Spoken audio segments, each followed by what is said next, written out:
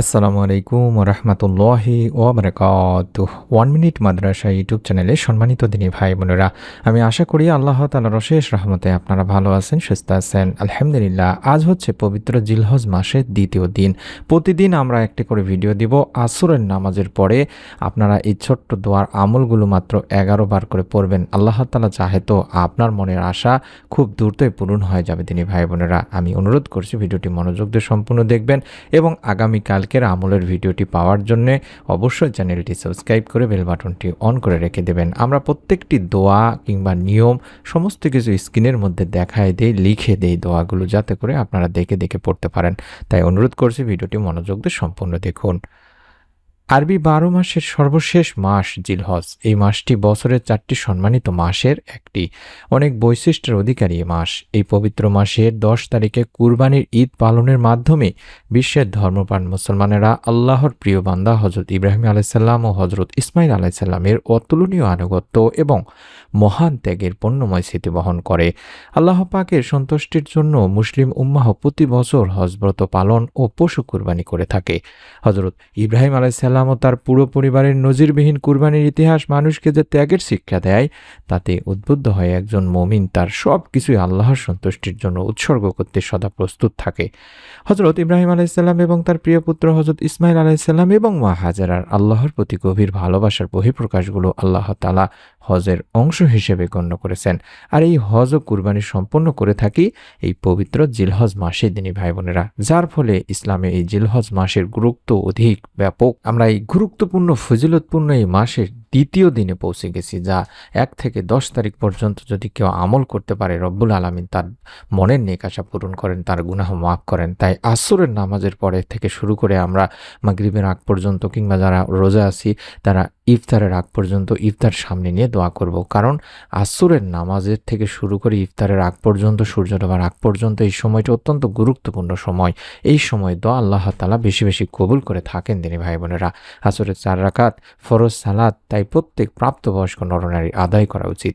আবু মালি রাদিয়াল্লাহু তাআলা আনহু থেকে বর্ণিত, তিনি বলেন, এক যুদ্ধে আমরা বুরায়দা রাদিয়াল্লাহু তাআলা আনহুর সঙ্গে ছিলাম। দিনটি ছিল মেঘলা। তাই বুরায়দা রাদিয়াল্লাহু তাআলা আনহু বলেন, শীঘ্রই আসরের নামাজ আদায় করে নাও। কারণ নবী সাল্লাল্লাহু আলাইহি সাল্লাম বলেছেন, যে ব্যক্তি আসরের নামাজ ছেড়ে দেয় তার আমল বিনষ্ট হয়ে যায়। বুখারী শরীফের একটি হাদিস। তাছাড়া একটি হাদিসে পাওয়া যায়, আবু হুরায়রা রাদিয়াল্লাহু তাআলা আনহু থেকে বর্ণিত হাদিসটিতে আল্লাহ রাসূল সাল্লাল্লাহু আলাইহি সাল্লাম এভাবে বলেছেন যে, ফেরেশতারা পালাবদল করে তোমাদের মাঝে এসে থাকে, একদল দিনে একদল রাতে। এই আসর ও ফজরের সালাতে উভয় দল একত্র হয়। অতঃপর তোমাদের রাত যাপনকারী দলটি উঠে যায়। তখন আল্লাহ তাআলা তাদের জিজ্ঞাসা করেন, আমার বান্দাদের কোন অবস্থায় রেখে এলে? অবশ্য তিনি নিজে এই বিষয়ে সবচেয়ে বেশি জানেন। উত্তরে তারা বলে, আমরা আপনার বান্দাদের সালাতে রেখে এসেছি, আর যখন আমরা গিয়েছিলাম তখনও তারা সালাত আদায়রত অবস্থায় ছিল। এটি বুখারী শরীফের সহিহ হাদিস। তাই আবু হুরায়রা রাদিয়াল্লাহু তাআলা আনহু থেকে বর্ণনা করা হাদিসটিতে আল্লাহ রাসূল সাল্লাল্লাহু আলাইহি সাল্লাম এভাবে বলেছেন, তোমাদের কেউ যদি সূর্যাস্তের আগে আসরের নামাজের এক সিজদাও পায়, তাহলে সে যেন সালাত পূর্ণ করে নেয়। আর যদি সূর্যোদয়ের আগেও ফজরের সালাতের এক সিজদা পায়, তাহলেও সে যেন সালাত পূর্ণ করে নেয়। এটি বুখারী শরীফের একটি হাদিস। তাহলে বুঝতে পারছি কতটা গুরুত্বপূর্ণ একটি সময় দিনী ভাই বোনেরা, বা গুরুত্বপূর্ণ একটি নামাজ। এই নামাজের পরে আমরা এই দোয়াটি করব, আল্লাহ তাআলার কাছে আমাদের চাওয়া পাওয়াগুলো বলবো।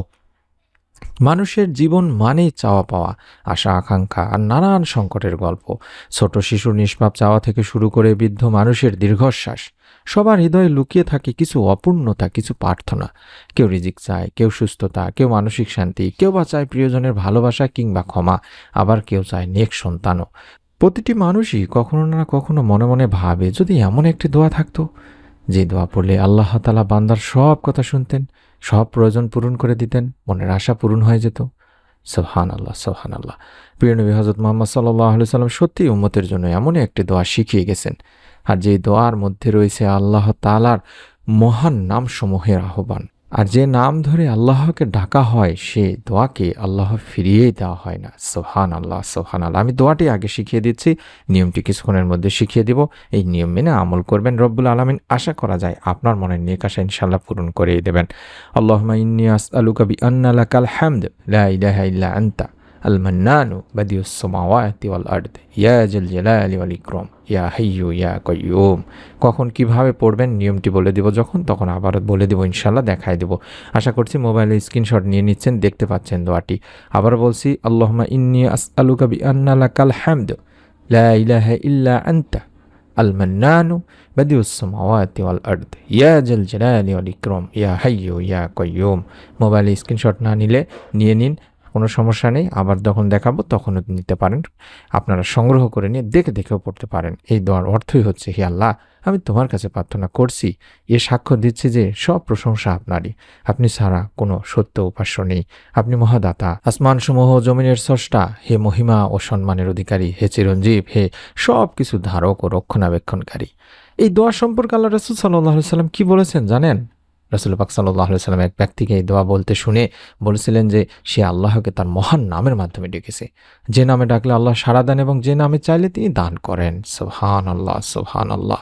এটি আবু দাউদ, তিরমিজি, নাসাই শরীফের একটি হাদিস। দিনী ভাই বোনেরা, এই দোয়াটি নামাজের আগে, পরে কিংবা দিনের যে কোনো সময় পড়া যেতে পারে। বান্দা যদি আন্তরিক হৃদয়ে এই দোয়া পড়ে আল্লাহ তাআলার কাছে কিছু চায়, আল্লাহ তাআলা তার দোয়া কবুল করেন।